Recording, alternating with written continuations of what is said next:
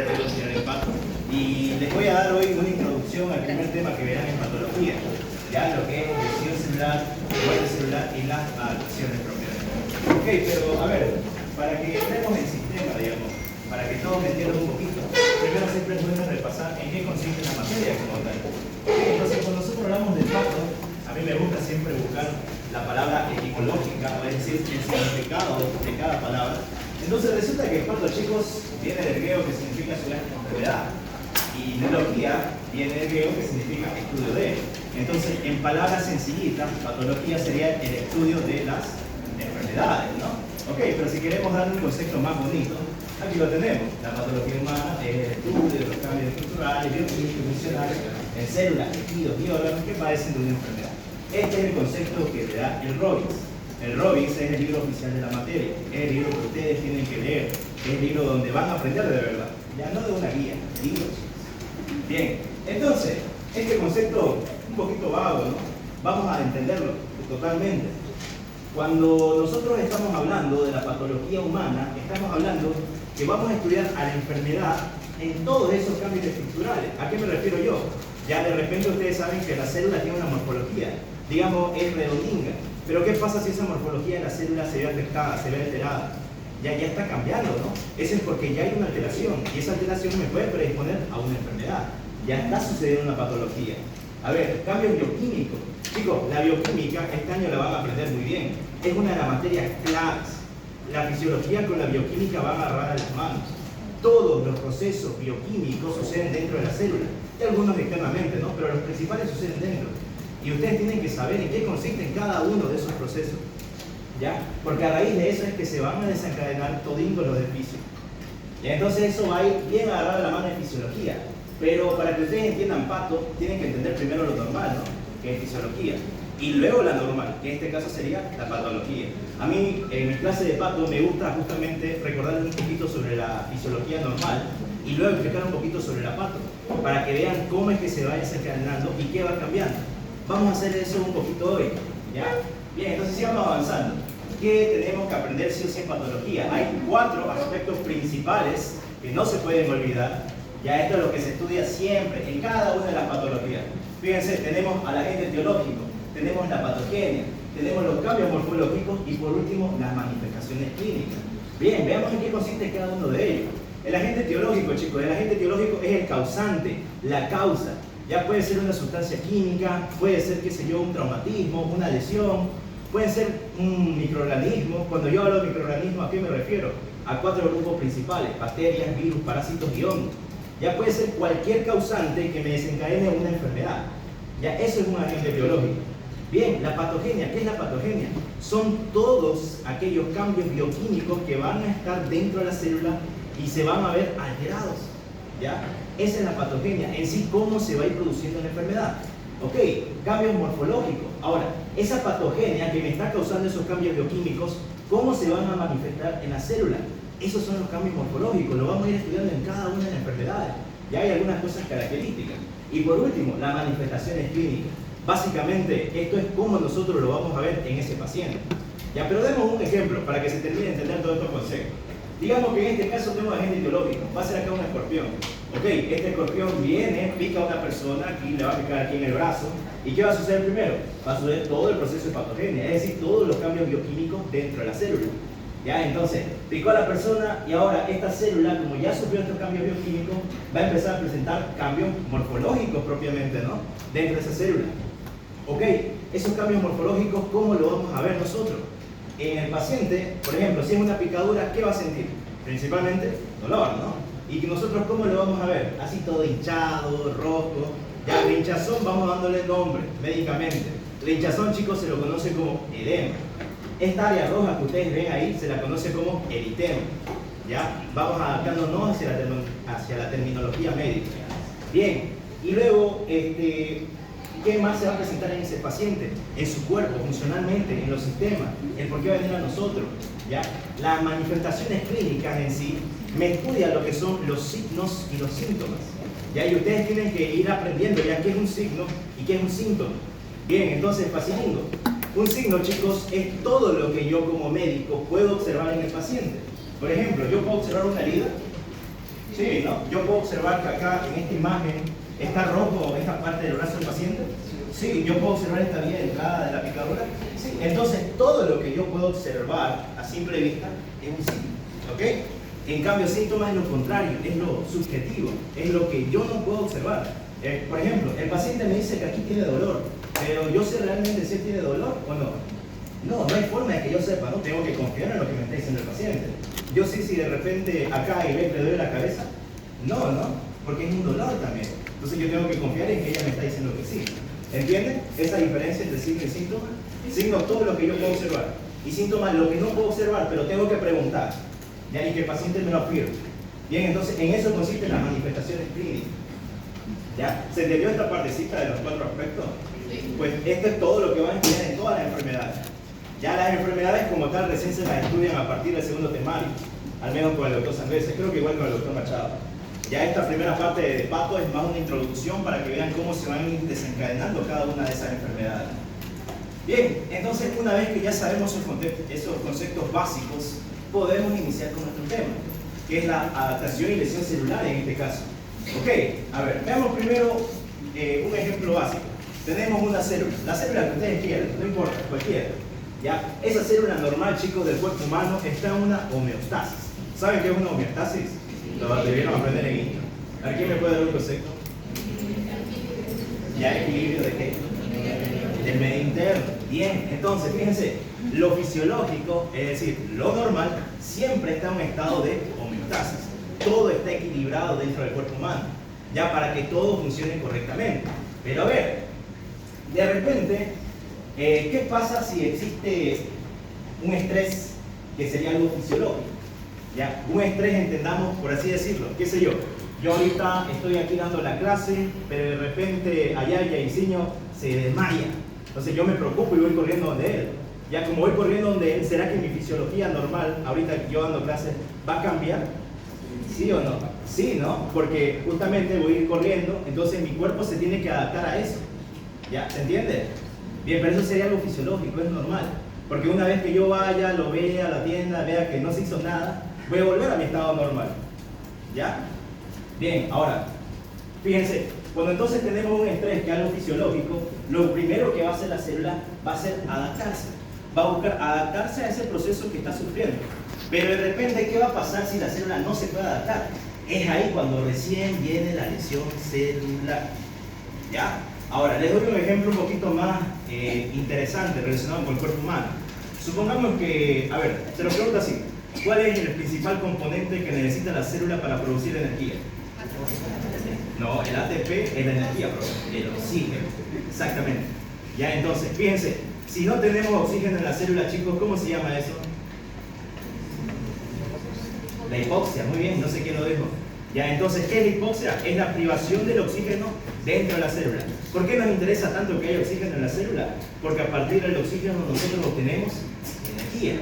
Entonces, a ver, una hipoxia no es algo muy grave. ¿Ya? Una hipoxia puede ser transitoria o puede ser permanente. Digamos que es una hipoxia transitoria. Y una hipoxia transitoria quiere decir que está un ratito y luego se va. ¿Ya? Entonces, ese va a ser este principal caso, algo fisiológico. Entonces, ¿qué va a hacer la célula? Se va a adaptar a esa hipoxia.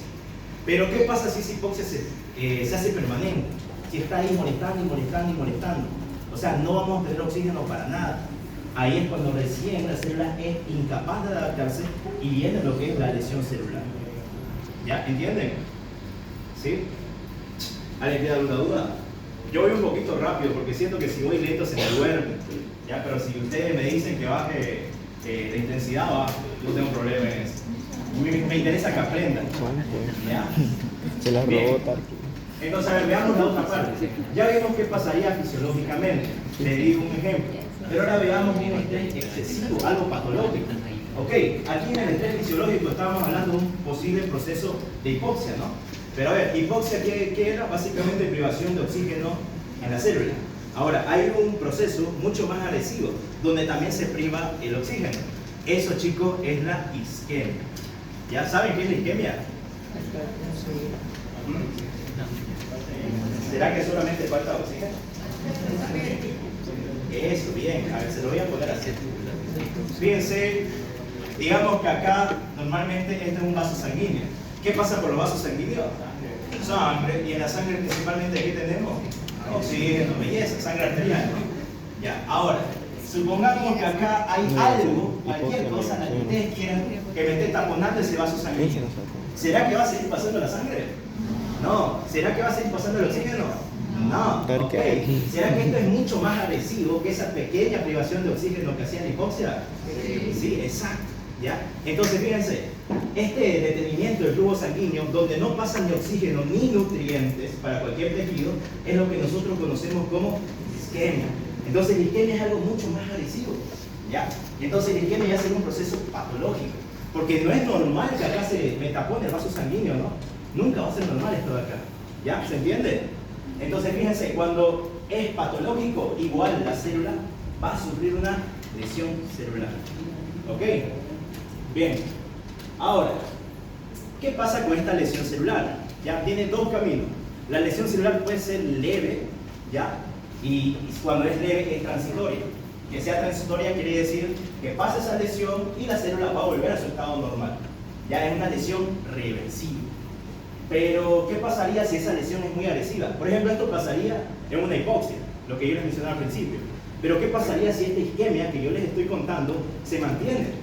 ¿Será que los tejidos del cuerpo humano pueden vivir sin irrigación? No, imposible. Se van a morir, ¿no? A esa muerte celular, chicos, ya se la conoce cuando hay una lesión. Uy, ¿qué hiciste, Lucas? Creo que lo estaba oyendo, ya no importa. A ver, ya, bueno, a esa muerte celular va a llevar una lesión irreversible, ¿ya? Y cuando hay lesión irreversible, la célula directamente se va a morir. Y para su muerte hay dos caminos, ¿ya? Uno que es programado. Esa muerte programada, ¿cómo se la conoce? Ah, pues bien. Y la muerte que no es programada, que es abrupta, necrosis. Perfecto. Entonces, dependiendo cuál sea el estímulo lesivo, la célula va a sufrir o una apoptosis o una necrosis. ¿Ya? Si fuera este caso de isquemia, a ver, ¿va a producir necrosis o apoptosis? Necrosis.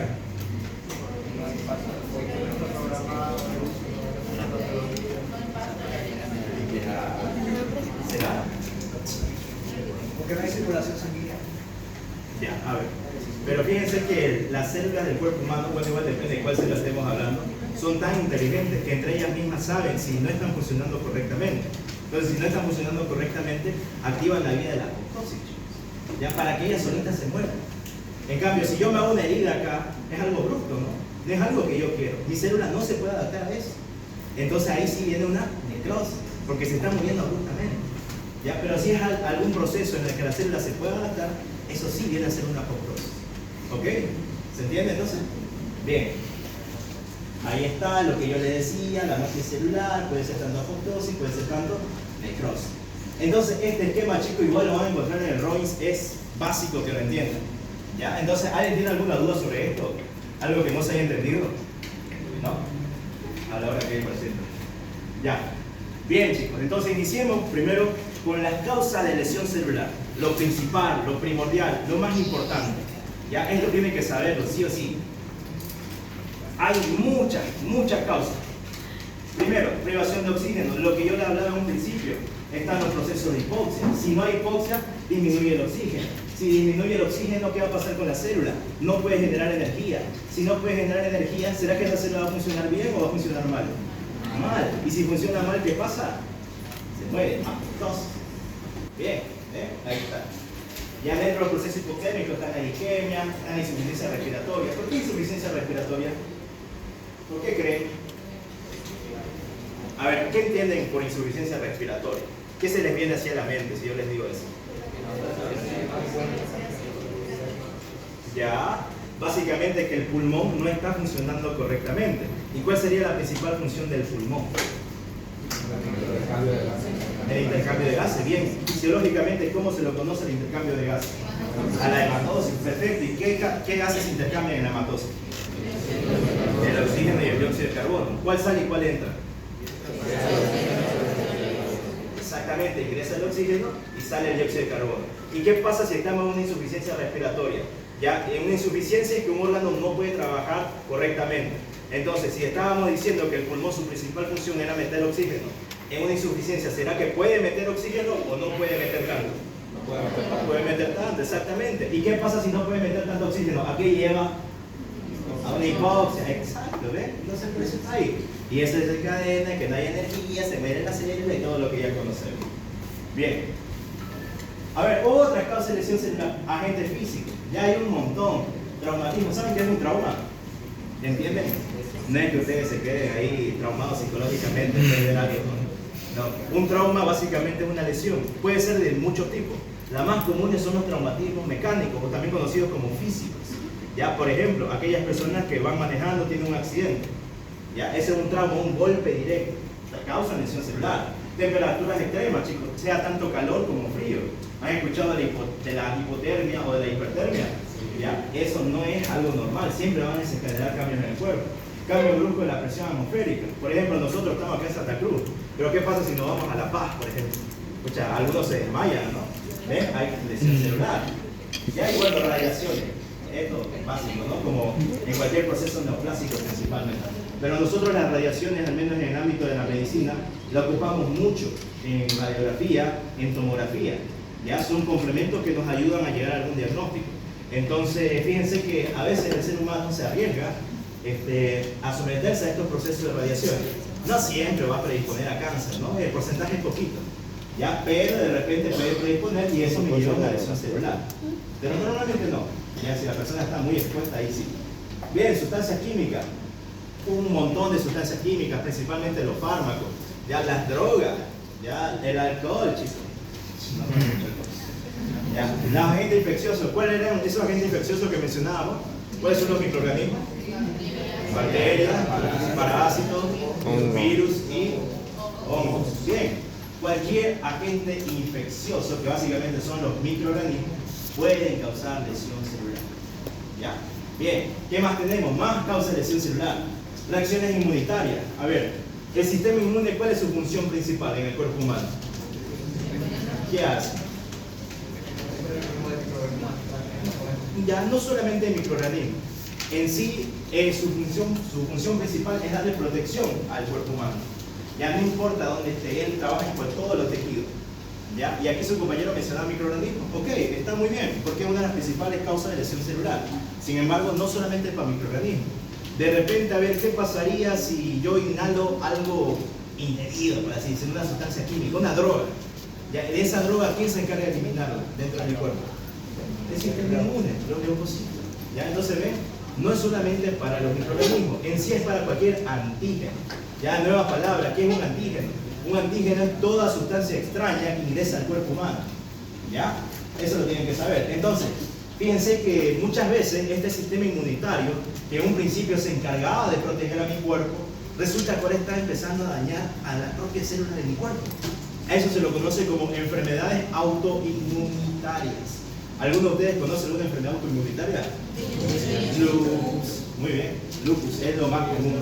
Y ahí es lo que más se va a estudiar. Igual hay un tema específico para esa enfermedad. Bien. ¿Qué más? Las anomalías congénitas, chicos. Esto, prácticamente toda nueva persona que nace con alguna anomalía congénita predispone a tener una enfermedad de base. Y si tiene una enfermedad de base, ya tiene una lesión celular. Así, de entrada. Ya no hay cómo pelar. Aquí tiene, por ejemplo, un ciclo. ¿Ya? Desequilibrios nutricionales también, chicos. Ya, a ver, por ejemplo, la desnutrición. Desnutrición, ¿por qué? Porque nosotros, ¿de dónde obtenemos energía? Ya dijimos, a partir del oxígeno. Ok, pero ¿cómo es que...? A ver, se lo pongo así. En bioquímica, y seguramente en esto vieron un poquito, que tenemos lo que son las micromoléculas y macromoléculas, ¿no? Ok, dentro de esas macromoléculas están las principales moléculas que nos dan energía. Entre ellas, ¿cuál es la principal de todita? La glucosa. La glucosa es un azúcar. Entonces, fíjense, si de repente estas personas, por ejemplo las que viven en África, no consumen los alimentos necesarios, tienen un déficit de todos esos nutrientes, ¿no? Y si tienen un déficit de todos esos nutrientes, no hay cómo produzcan energía. Entonces, eso eventualmente va a llevar a una lesión celular. Entonces, la falta de comida predispone bastante a una lesión celular. Pero es chistoso porque igual el exceso de comida, como sucede en la obesidad, también predispone a una lesión celular. Y ahí vienen otras enfermedades más. Diabetes, insuficiencia cardíaca, hipertensión, etcétera, etcétera, etcétera. Bien, y bueno, esos son distintos tipos de lesiones celulares. Ya es simplemente para que lo entiendan, para que vean que la lesión celular se puede dar de diversas maneras, no es algo estático, no es solamente una cosita la que me lo desencadena. Ahora veamos los mecanismos. Ok, ¿dónde sucede la lesión celular? Esa es la primera pregunta que se van a hacer. En los sistemas intracelulares vulnerables. ¿Y cuáles son esos sistemas intracelulares? Cuando yo hablo de un sistema intracelular, intra viene de dentro. ¿Dentro de dónde? De la célula. Ok, entonces, dentro de la célula, ¿yo qué sistemas tengo vulnerables? Dos principalmente, y no se pueden olvidar. La mitocondria, chicos, el núcleo, y fuera de la célula, bueno, prácticamente dándole su morfología, lo que es la membrana celular. ¿Ya? Entonces, si yo hablo de mitocondria, ¿por qué creen que va a ser importante este sistema? ¿De qué se encarga la mitocondria? Producción de energía. ¿Ya? ¿Y qué necesita para producir energía? Glucosa. ¿Ya? Aparte de la glucosa, no, el ATP es lo que se produce. El oxígeno, exacto. Bien, ¿saben cómo se llama el principal proceso bioquímico mediante el cual la mitocondria produce la energía? El ciclo de tres partes, pero no es el principal. Muy bien. Fosforilación oxidativa. ¿Ya? Vamos a hablar bastante de eso en este tema y se los voy a explicar así a grandes rasgos, porque ese es un tema bioquímico medio complejo, pero al menos quiero que tengan la idea. ¿Ya? Entonces vamos a iniciar con el daño mitocondrial. Ya ver, fíjense que yo les decía que la mitocondria, su principal función, y por qué se la conoce como el pulmón de la célula, es porque ella produce energía, y produce energía a partir del oxígeno. Entonces, ¿qué pasaría si de repente se priva ese oxígeno para la mitocondria? ¿Será que va a poder producir esa energía que producía antes? No, o sea, va a seguir produciendo, pero en una menor cantidad. ¿Ya? Porque el principal proceso bioquímico, que es la fosforilación oxidativa, necesita el oxígeno para producir grandes cantidades de ATP, de adenosín trifosfato, que esa es la energía. ¿Ya? A ver, ¿qué más? Una lesión mitocondrial. Ahorita vamos a ver por qué. De momento, aprendan la memoria. La privación de oxígeno, ya sabemos, puede ser por una hipoxia. La lesión mitocondrial, chicos, puede haber muchas causas. Una de las principales es el aumento del calcio citosólico. El calcio será un electrolito bueno o malo. ¿Qué dicen? Bueno, y a ver qué funciones tiene el calcio en mi cuerpo. Dígame dos por lo El sistema nervioso ¿Ya qué hace en el sistema nervioso? permite el intercambio de neurotransmisores. Ya bien, importante eso, fíjense, los neurotransmisores son preformados. Que sean preformados quiere decir que la neurona lo forma, pero espera ahí que tenga un estímulo para recién liberarlo. Ok, una vez que tiene ese estímulo, para que se liberen los neurotransmisores tiene que ingresar el calcio. Muy bien, Chato. A ver, ¿alguna otra función? Contracción muscular. Está bien, no sé quién habló. Contracción muscular, chicos. Bien, ¿por qué la contracción muscular? ¿Qué hace el calcio? ¿Qué facilita? ¿Qué unión? ¿La unión de? Muy bien, la unión de actina y miocina. De esa forma se acortan las fibras musculares y sucede la contracción muscular propiamente. Bien, y así hay muchas otras funciones que tiene el calcio. Ya entonces fíjense, ese calcio es importante, pero ese es el calcio que se encuentra por fuera de la célula. Recuerden que cuando nosotros hablamos de la célula y del medio interno, estamos hablando que existen dos tipos de líquidos. El líquido que se encuentra por fuera, que es el líquido extracelular, y el líquido que está por dentro de la célula, que es el líquido intracelular. Entonces, el calcio que le sirve a mi cuerpo es el calcio que se encuentra en el líquido extracelular. Ya básicamente su concentración va entre 8,5 a 10 miligramos por decilitro. En cambio, el calcio que está dentro de las células es casi nulo, casi no hay, es de 0,1 microgramo. Ya ven, es poquitísimo. Entonces fíjense que si hay un aumento de calcio abrupto dentro de la célula, eso me lleva a lesión mitocondrial. ¿Pero por qué me lleva a lesión mitocondrial? Porque lo vamos a aprender un poquito más adelante, que el calcio, chicos, dentro de la célula activa enzimas. ¿Saben qué es una enzima? ¿Qué es una enzima? Son compuestos químicos orgánicos formados por proteínas. Ya, ¿y cuál sería la principal función de una enzima? Ya, y si acelera la reacción bioquímica, ¿a qué va a desencadenar? ¿Para qué lo ocuparíamos a ver una enzima en mi cuerpo? ¿Qué función tendría? Degradar, básicamente, ¿no? Entonces, fíjense, ¿qué hace el calcio? Activa enzimas, y activa ciertas enzimas que me degradan a la mitocondria. ¿Ya? ¿Y creen que si se degrada la mitocondria, ella va a poder seguir funcionando normal? No, imposible. Me lleva a lesión mitocondrial. ¿Y qué pasa si se lesiona la mitocondria? no hay oxígeno. Si no hay oxígeno, la célula se muere y ya saben lo demás del cuento. Bien. Otra causa que me puede causar lesión mitocondrial, los EROs, chicos. ¿Qué son los EROs? Son especies reactivas de oxígeno. ¿Ya? ¿En qué consiste cada una de estas? Tengo una diapositiva específicamente para eso, ahorita lo vamos a ver. Solo quiero que se acuerden del momento. ¿Ya? Bien, ¿qué más tenemos? Disminución de la síntesis de ATP, es lo que ya fuimos hablando. ¿Por qué van a disminuirse? Porque disminuye el oxígeno. Si disminuye el oxígeno, disminuye el ATP. Ok, pero a ver, yo les pongo así. Yo les decía al principio del tema que la célula tiene que adaptarse antes de lesionarse, ¿no? Entonces, estamos en un proceso hipoxémico. La célula no puede producir energía por su principal vía. ¿Cuál era? ¿Cuál era la principal vía de producción de energía? Fosforilación oxidativa. Ok, pero ¿será que hay otras vías por las cuales la célula sí puede producir energía? Sí. Entre esas, por ejemplo, una muy facilita de que la célula pueda hacer es la glucólisis. ¿Dónde sucede la glucólisis? En el citosol de la célula. ¿Ya? Y resulta que esa glucólisis tiene una característica, ya que ella puede funcionar tanto con oxígeno como sin oxígeno. Con oxígeno se la conoce como glucólisis aeróbica y sin oxígeno se la conoce como glucólisis anaeróbica. ¿Qué quiere decir eso entonces? Que la glucólisis puede funcionar tanto con oxígeno como sin oxígeno. ¿Y cuál es ahorita la situación que tenemos? ¿Hay oxígeno o no hay? No hay, ¿no? Prácticamente. Ya, entonces si no hay, ¿qué glucólisis se va a activar? ¿Anaeróbica o aeróbica? Anaeróbica, exactamente. Y a ver, si se activa esa glucólisis anaeróbica, chicos, vamos a ver que se va a empezar a acumular otra sustancia.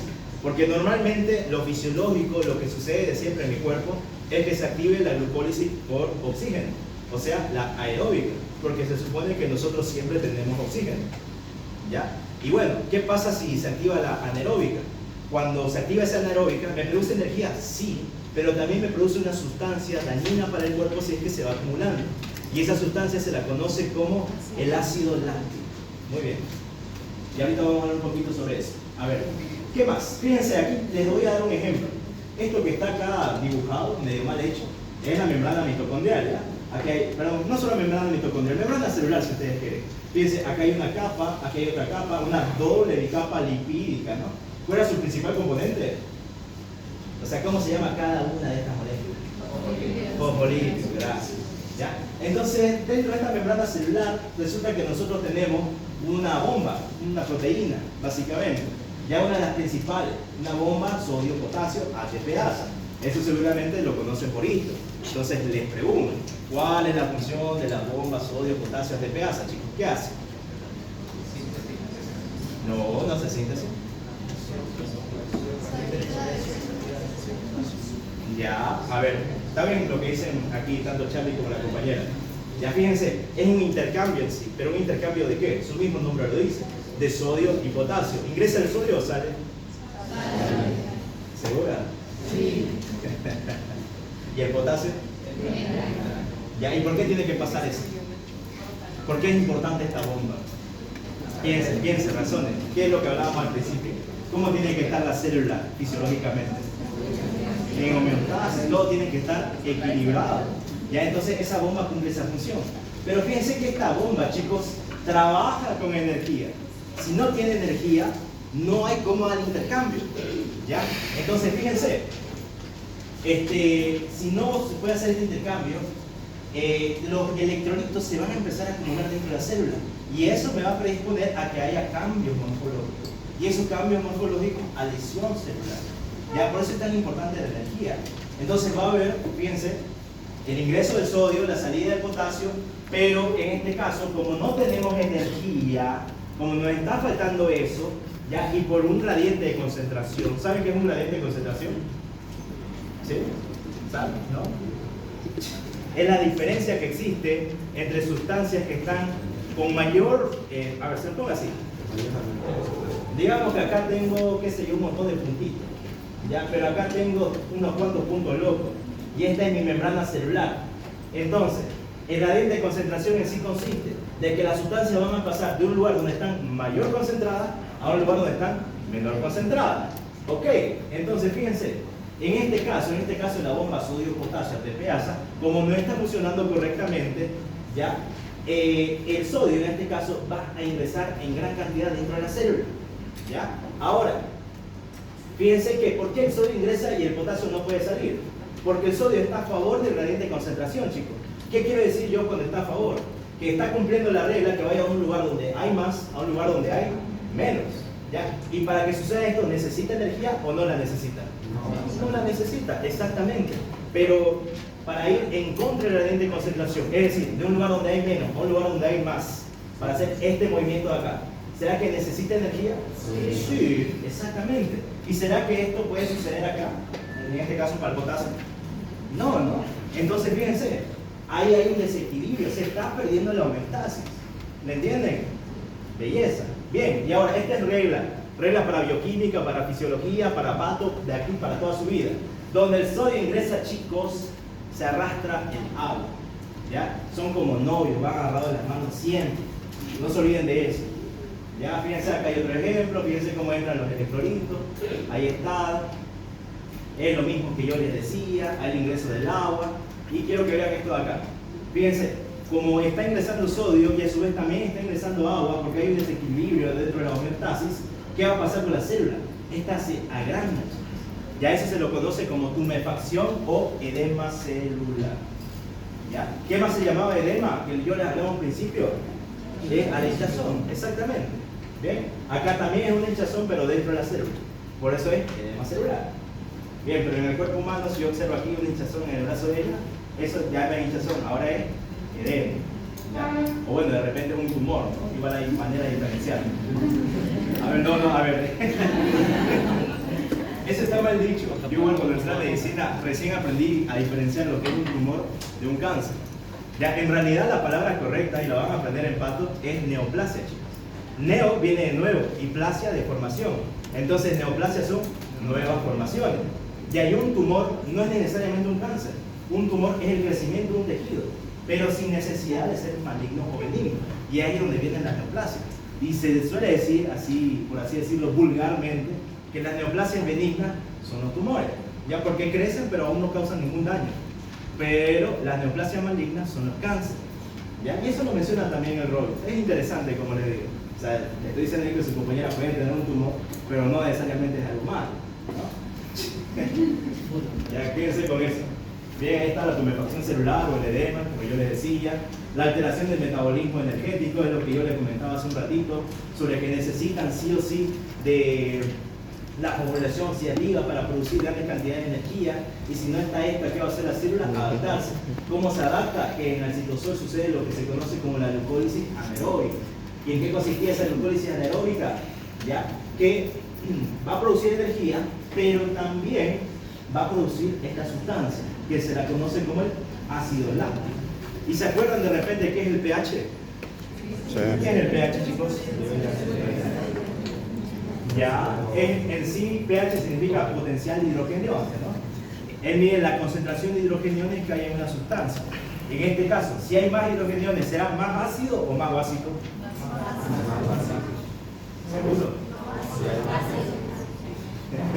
¿Y si hay menos hidrogeniones? Básico. Bien. Ahora sí, ¿será que esta sustancia, el solo con su nombre, de un charla, ácido láctico, ácido, habrá disminución o aumento del pH? Disminución. ¿Seguro? A ver, ¿qué disminuye? A ver, nuevamente. Repitamos. Si hay mayor concentración de hidrogeniones, ¿será que una sustancia es más básica o más ácida? Ácida, exacto. ¿Y si hay menor concentración? Básica. Ahora, nuevamente, ¿será que el ácido láctico? Para complementar. Si una sustancia es más ácida, ¿el pH baja o aumenta? Baja, exacto. Y si una sustancia es más básica, ¿el pH baja o aumenta? Aumenta. Bien, ahora sí. El ácido láctico, ácido, ¿ya? ¿Será que hace que el pH aumente o que baje? Que baje, exactamente. Y ahora, chicos, cuando se empieza a acumular el ácido láctico en el cuerpo, eso es malo. Predispone a un trastorno, que lo van a estudiar en bioquímica, que se lo conoce como la acidosis. Y esa acidosis puede ser de dos tipos, puede ser metabólica o puede ser respiratoria. Y les pregunto, a ver, en este caso acá, ¿ustedes qué creen que sea? ¿Metabólica o respiratoria? Teniendo en cuenta que se está dando por un proceso metabólico de bioquímica. Metabólico, o sea, no hay donde perderse, ¿no? ¿Ya se entiende? ¿Sí? ¿Perfecto? ¿Nadie se me perdió? ¿No? Bien. Ahí está, disminuye el pH. Ah, ya. A ver, esto, estamos hablando mucho por oxidación oxidativa. Ya les mencioné que era un ERO. Especies reactivas de oxígeno. Ok, vamos a aprender ahorita entonces en qué consiste esa fosforilación oxidativa y cómo se van informando los EROs, ¿ya? Eso es importante que lo sepan. Es un poquito complejo, así que quiero explicárselo sí o sí. Ya saben que el ERO causa lesión en la membrana mitocondrial, y ahora sí, a ver, ya. A ver, primero veamos la parte de fosforilación oxidativa. Veamos dónde sucede exactamente. Eso lo tienen que aprender, porque eso es clave para entender cómo es que van a hacer daño a esos EROs. Ya, entonces fíjense, acá hay un agrandamiento de la mitocondria. Ya, la mitocondria, así estudiando rápidamente sus partes, tiene una membrana mitocondrial externa, tiene una membrana mitocondrial interna. Ya, entre ambas membranas hay un espacio que es el espacio intermembranoso. Ya, y fíjense, todos estos pliegues que tiene la membrana mitocondrial interna se lo conocen como las crestas mitocondriales. Bien, ok, y dentro de la membrana mitocondrial interna tenemos un líquido, que es la matriz mitocondrial. A ver, en esa matriz mitocondrial, chicos, es donde sucede este proceso, que es el ciclo de Krebs. ¿Ya? Y ahora, ¿dónde sucede la fosforilación oxidativa en la mitocondria? Importantísimo, y no se pueden olvidar. En las crestas mitocondriales.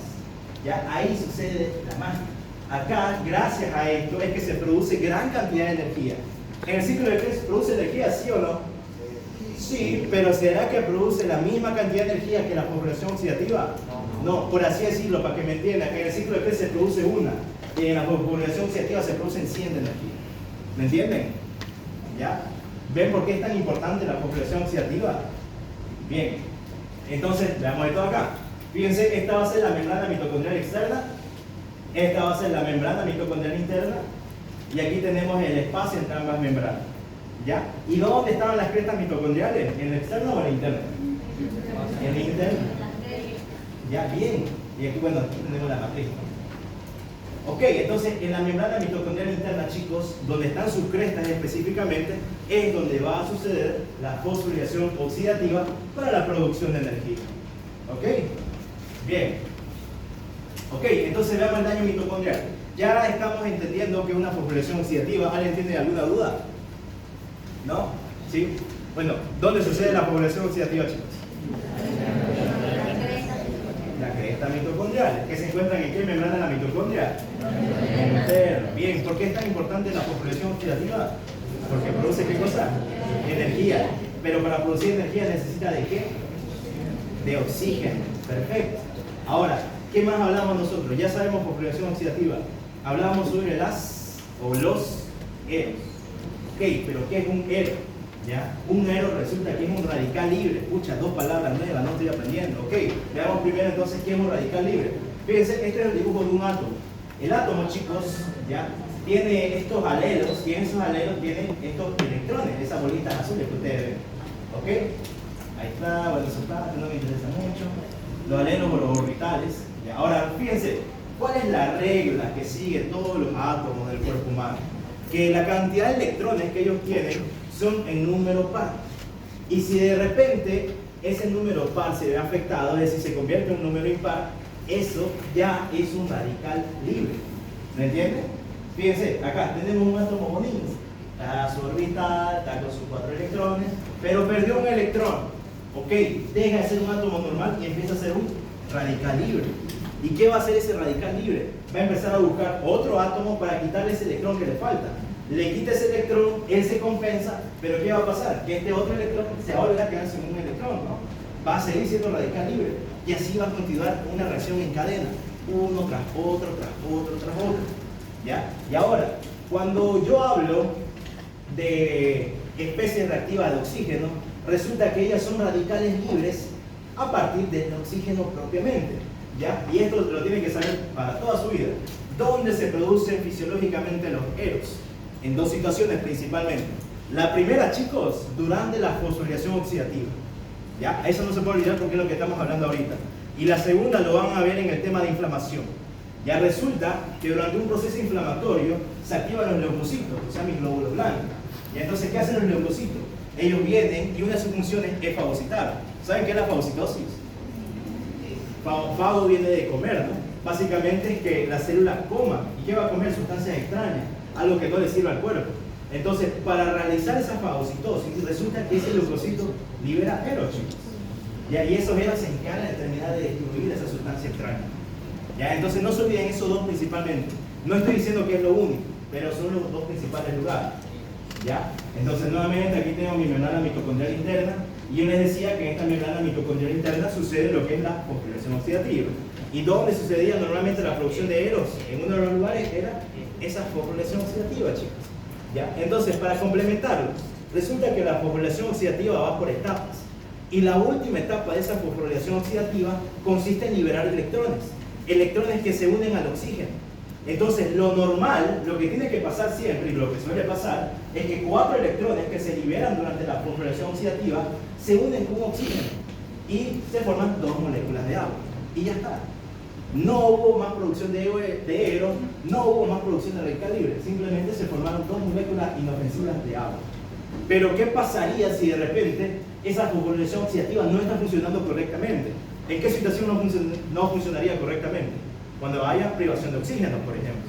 Entonces, fíjense, si hay privación de oxígeno y de repente este oxígeno acá solamente recibe un solo electrón, se forma esta molécula, chicos, que se lo conoce como el superóxido.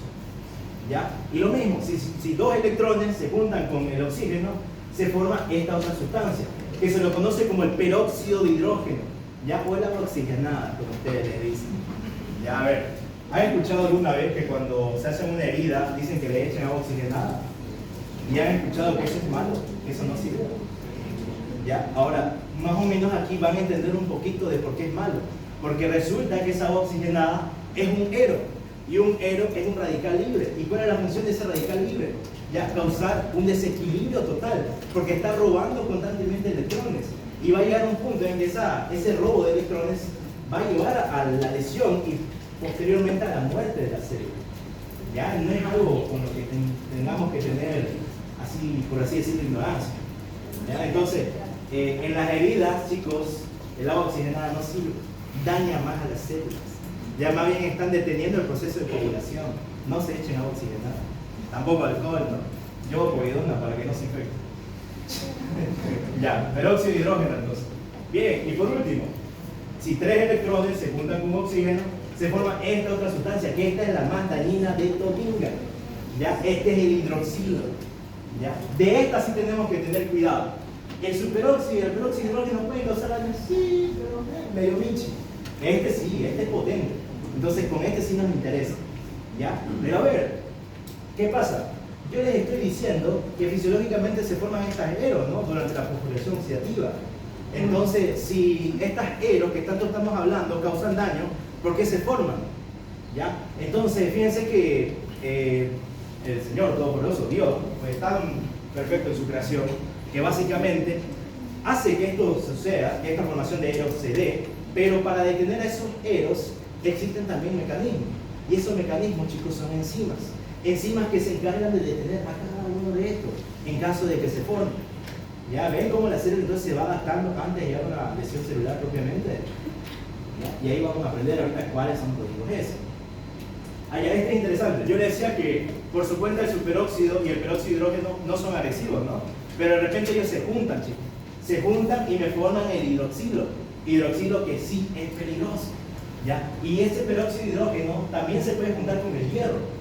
Y es una reacción que la van a aprender en bioquímica, que se la conoce como la reacción de Fenner.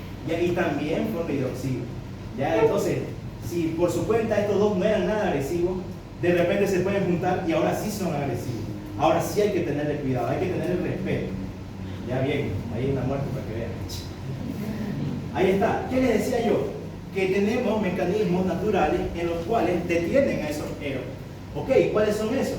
Para el superóxido tenemos a la superóxido dismutasa. ¿Ya?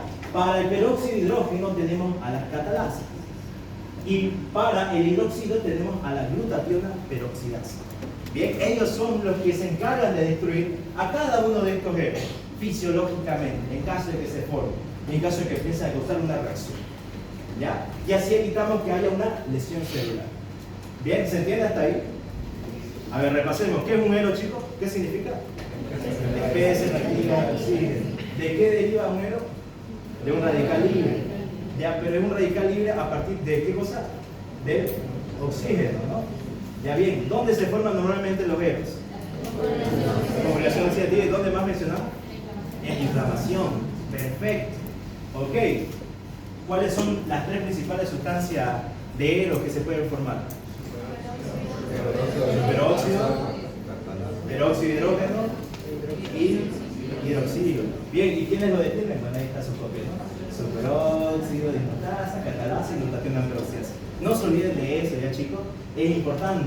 Aparte de eso, si ustedes quieren, hay algunos antioxidantes naturales. Ya todo esto que detienen a estos eros se lo conocen como antioxidantes. Pero tenemos nosotros otros antioxidantes, por ejemplo las vitaminas, la vitamina A, la vitamina E y sobre todo la vitamina C. ¿Ya?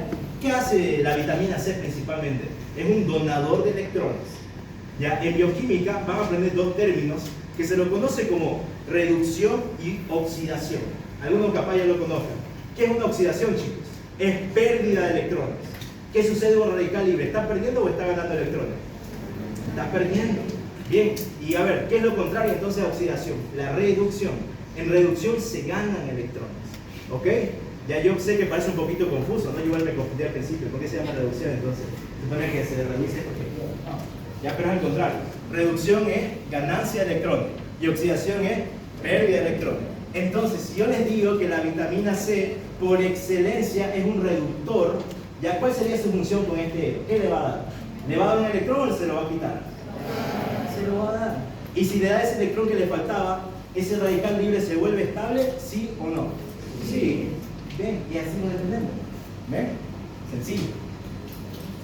Ok. A ver, ¿qué más de esto? Ya son la producción de eros, lo que yo les fui hablando, los tres tipos de eros, el superóxido, el peróxido de hidrógeno, el hidroxilo, ¿ya? Quiénes lo detienen específicamente, ¿ya? O sea, su eliminación, y ahora, ¿a qué pueden predisponer dentro de la célula? En caso de que no se detenga, o en caso de que la producción sea excesiva. Ya, fíjense, tenemos lo que se conoce como la peroxidación de lípidos. Ya, la peroxidación lipídica no es más que una oxidación, pero a nivel de los lípidos. ¿Ya? O sea, fíjense, estos eros, chicos, ¿qué van a causar? Van a causar un daño en la membrana celular. Y ahí no solamente en la membrana celular, en cualquier organela de la célula que tenga una membrana propiamente. Y si causa daño, ¿será que estamos en una homeostasis? ¿Sí o no? No. A ver, vayámonos a la membrana celular únicamente. Si esa membrana celular no está funcionando correctamente, ¿qué va a predisponer, chicos? ¿Qué piensan? A ver, ¿qué se les puede ocurrir? ¿Cuál es la función de la membrana celular? Transporte, también selecciona qué sustancias ingresan, cuáles no, y la permeabilidad. ¿Qué es la permeabilidad? El paso de sustancias. Entonces, fíjense que la membrana celular es tan inteligente que ella decide a través de sus canales y de señales que también tiene qué sustancias ingresan y qué sustancias salen. Pero si de repente hay un daño en la membrana celular, va a poder ingresar y salir toda sustancia que ella quiera, ¿no? ¿Y será que eso es normal? No, imposible. ¿Ya? Y de repente, ¿qué tanto sea el daño a esa membrana celular? Me va a predisponer a una enfermedad, por ejemplo. Y si es brutal, pues a la muerte directamente. ¿Ya? Bien. ¿Qué más hacen estos eros? Modificación oxidativa de las proteínas. Lo mismo. ¿Ya? Si hay eros, no va a haber una buena síntesis de proteínas, chicos. ¿Cuál es el sistema de síntesis proteico intracelular? ¿Quiénes lo conforman? ¿Qué organelas? El RER, bien, ¿qué más? ¿Cuál? Ya, el núcleo, ¿qué más? Son cuatro. El aparato de Golgi, bien. ¿Y falta uno más? No, la mitocondria no. Los ribosomas, bien. A ver, ¿qué hace el ribosoma, chicos? No. Ya, a ver, se lo pongo así, para no complicarlo. Yo sé que esto tienen que repasar, ya se dan cuenta, es importantísimo. Ya, a ver, fíjense cómo inicia el sistema de síntesis proteico.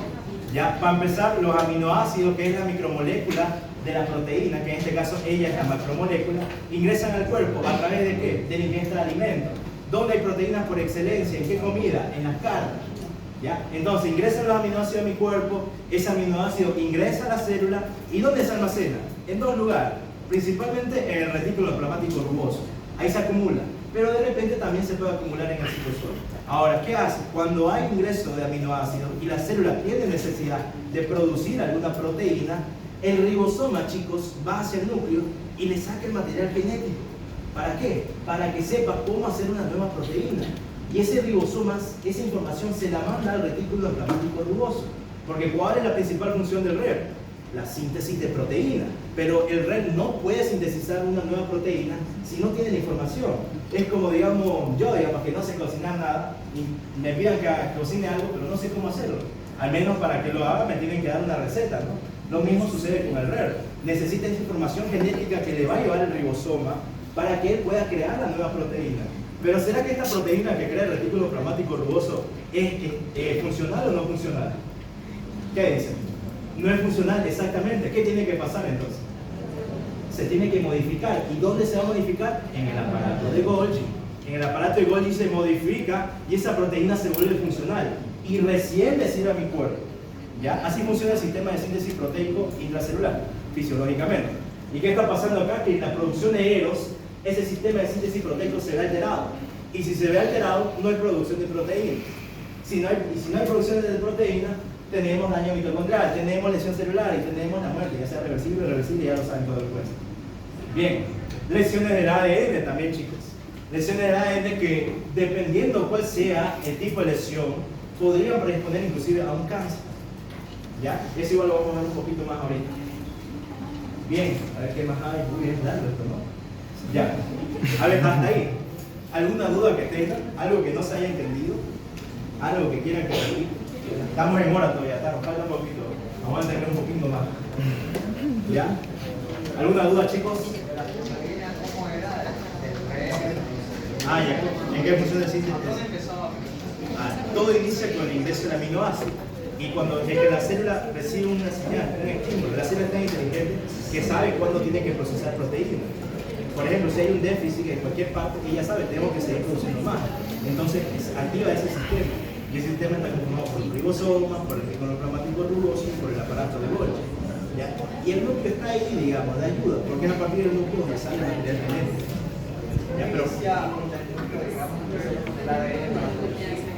no necesariamente, claro, el núcleo es indispensable, porque ahí sale el material genético. Pero con el material genético no haces nada propiamente, si es que no tenés el RER. O sea, trabajan en conjunto, no puedes separar uno del otro.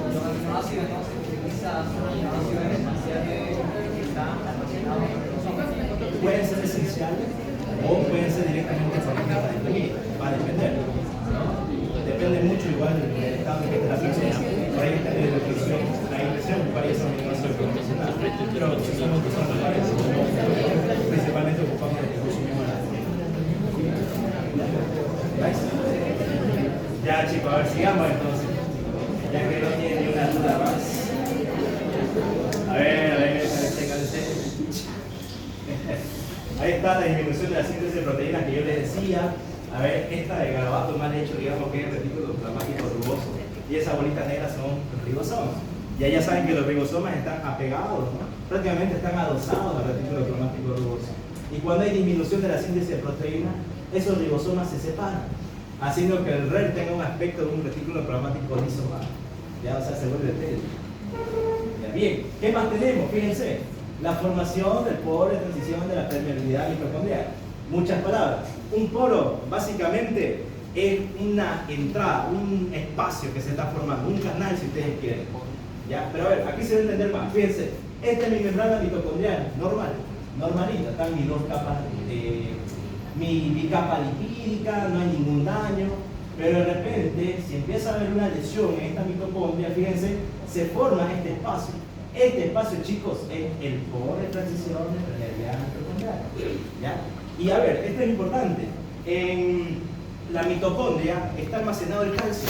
¿Ya? A la mitocondria le gusta almacenar el calcio. Y si de repente se rompe este espacio de la membrana celular de la mitocondria, ese calcio que estaba almacenado va a empezar a salirse, ¿no? ¿Y qué les decía yo que el calcio hacía dentro de las células? ¿Por qué era tan dañino? ¿Qué hacía? ¿Activaba qué cosa? Enzimas, exactamente. Entonces, esas enzimas no solamente van a empezar a causar daño en la mitocondria, sino que van a empezar a causar daño en cualquier parte de la célula que puedan. ¿Ya? Por ejemplo, en las membranas mitocondriales están las fosfolipasas. Ya todo lo que vean que termina en asa es una enzima, por si acaso. ¿Ya? Entonces, fosfolipasa, su mismo nombre me lo dice. ¿Qué degrada? Fosfolípidos. De repente tenemos proteasa. ¿Qué degrada? Proteínas. ¿Ven? Y así funciona con todo. Bien. Ahí tenemos, fíjense, un daño mitocondrial. Aquí tenemos concentración de sustancia. Ya sé por qué hice esto. Aquí era esto. Ya. A ver, ¿qué les decía yo? Que la membrana mitocondrial tiene una función importante, que es la permeabilidad y selección de sustancias que ingresan. Pero si hay un daño en la membrana, se pierde esa función. Entonces, fíjense, todas estas sustancias que estaban por fuera y que necesitaban de algún estímulo para que la célula lo meta dentro de él, ahora van a poder entrar y salirse cuando ellos quieren. ¿Ya? ¿Se entiende entonces? Y no es normal, chicos, que ingrese cualquier tipo de sustancia. Por algo existe el medio interno, por algo existe la homeostasis, por algo existen los valores de referencia. ¿Ya? Todo tiene que estar en cierto rango. Por ejemplo, yo les decía, el calcio, ¿cuál es su rango? De 8,5 a 10 miligramos por decilitro. Pero si pasa esos 10 miligramos por decilitro, ya no está dentro de su rango. Ya no es normal que haya mucho calcio. Y lo mismo, si disminuye esos 8,5, ya no es normal. ¿Se entiende? Entonces, es importante que sepan todo eso. Bien, ahí está los hieros. Ya vimos en qué consistía la peroxidación de líquidos. Esto ya es daño a la membrana plasmática. ¿Quiénes me pueden dañar la membrana plasmática? Las hieros. ¿A través de qué? De la peroxidación de líquidos. ¿Y qué era la peroxidación de líquidos? La oxidación lipídica. A través de las hieros, ya que están causando prácticamente destrucción de esta membrana. Y si causan destrucción de la membrana, se pierde la permeabilidad, la selectividad y todo lo que ya les estoy hablando. Bien, ¿qué más? Reducción de la síntesis de fosfolípidos, chicos. A ver, dentro de la célula, ¿cuál es la organela que se encarga de sintetizar lípidos? ¿Cuál es? Exactamente. Y para que sintetice proteína, sí, para que sintetice lípidos, chicos, ¿será que necesita electricidad? ¿Sí o no? Sí, todo proceso de síntesis de formación, creación, si ustedes quieren decir, todo proceso de síntesis necesita de energía. Esta no es la excepción. Entonces, si no hay energía, no hay síntesis de lípidos, no hay síntesis de fosfolípidos específicamente. ¿Y cuál es el principal componente de mi membrana celular? Fosfolípidos. Y si no hay fosfolípidos que se sinteticen, daña la membrana plasmática. ¿Ya? Bien, aumento de degradación de fosfolípidos y anomalías del citoesqueleto. Esto se debe a la acumulación de calcio, como yo les iba diciendo. Fíjense que activa un montón de enzimas, fosfolipasas, proteasas y demás. ¿Ya? Entonces ese es el daño de la membrana. Ahora, el calcio, ya les fui mencionando un poquito, ahora quiero que entiendan perfectamente qué daño va a causar específicamente. Fíjense, todo este cuadro azul así grande es la célula, ¿ya? Su borde, todo esto de acá que es más por fuera, eso azul más oscuro, esa es la membrana celular. Ahora, ahí está mi calcio. Entonces, fíjense, el calcio, chicos, ¿por qué causaba lesión a la membrana celular? Por activación de enzimas. ¿Qué enzimas? Fosfolipasas. Bien. ¿Ya? ¿Y qué les decía yo? ¿Por qué el calcio causa esa lesión? Porque se empieza a acumular dentro de la célula, chicos. ¿Ya? Ahora, ¿qué más? ¿Qué más? Fíjense, como el calcio está causando esta lesión inicial a la membrana, ¿ya? Y se pierde su selectividad y permeabilidad de esta, el calcio va a seguir ingresando. Ok, pero en un principio, ¿qué va a pasar con ese calcio? ¿Qué les decía yo? A la mitocondria le gusta el calcio. Entonces, lo primero que pasa es que la mitocondria va a empezar a almacenar ese calcio. Pero va a llegar un punto en que la mitocondria no va a poder almacenar más. Entonces hay un exceso de calcio. ¿Ya? Y ya sabemos qué pasa con el exceso de calcio. Activa un montón de enzimas que son dañinas. ¿Ya? Ahí está el calcio y también el REL, ¿no? Esas son las dos organelas que almacenan calcio. Pero como está habiendo gran entrada de calcio, estas organelas ya no abastecen para almacenar todo eso. Entonces ahí es cuando sucede un aumento del calcio citosólico. Ya se forma el poro de transición mitocondrial, lo que ya vimos, es decir, que se forma ese poro y dentro de la mitocondria, que en un principio estaba almacenando ese calcio, ahora va a liberar más y hay más y más acumulación de calcio. Bien, y ahí están todas las enzimas, lo que hacen, ya lo que les estoy hablando directamente. Ya es un poquito más de teoría, no quiero aburrirlos tanto con esto. Ya, pero ahí está para que lo vean, para que lo sepan. De todas formas, como les digo, todos están en el rol. Bien. A ver, ¿qué más? Ya, este es importantísimo, chicos. Daña la membrana mitocondrial. Fíjense que ya conocemos al poro, pero ahora vamos a conocer a estos canales, el canal VAX y VAC. ¿Ok? ¿En qué consisten esos canales? Resulta que esos canales se forman cuando hay un daño a la mitocondria. Y ese canal que yo les menciono es importante, porque estos canales son los precursores de una de las vías de la apoptosis. Y a ver, la apoptosis, no creo que nos dé tiempo para verlo, pero se lo voy adelantando. La apoptosis tiene dos vías, una vía intrínseca y una vía extrínseca. ¿Ok?